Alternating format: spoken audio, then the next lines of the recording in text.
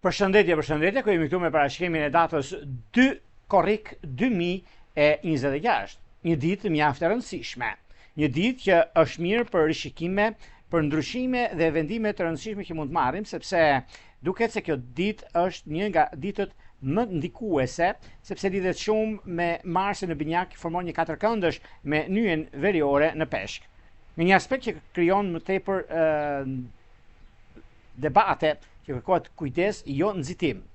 Vendime të shpejta apo fjalë, udhëtime, dokumenta, drejtime, ndryshime dhe mundësi. Duhet të ndjekim intuitën më tepër se sa ajo çka na vjen dhe neve të llogarisim kohën dhe momentin e duhur. Kjo është një ditë ku ka të bëjë shumë me ndikimet që favorizojnë nxitimin. Dhe kjo nuk është mirë në të marrim vendime në presion, të marrim vendime nga frika të shpëtojmë nga situata. Kjo është një problem shumë i madh. Vëmendjen që do të jenë binjakët, virgjëresha, shigjetarët dhe peshqit të 10 të parë ose ata që kanë ascendente në këto shenja apo në planetet personal.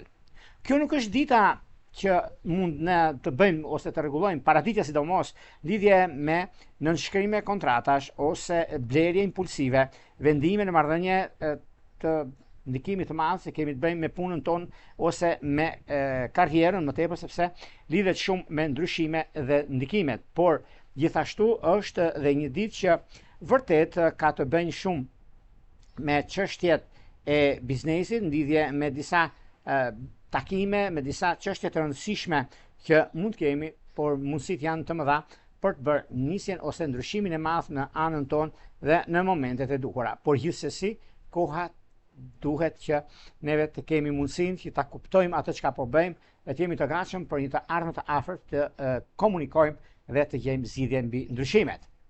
Gjithashtu ka të bëjë në lidhje me si ditë që favorizon në lidhje me marrjen e shikimit apo marrje vendimesh të rëndësishme për rishikime dokumentacioni, sepse përndryshe mund kemi probleme në një të ardhme të shkurtër. Prandaj mundësitë janë që neve të rishikojmë çdo gjë që neve kërkojmë dhe dëshirojmë, sepse duke ditur që Mërkuri në retrograd nuk na jep mundësinë dhe na tregon që duhet të bëjmë kujdes në çështjet e mëdha. Prandaj duhet pasur shumë kujdes dhe vëmendje në raste të tilla.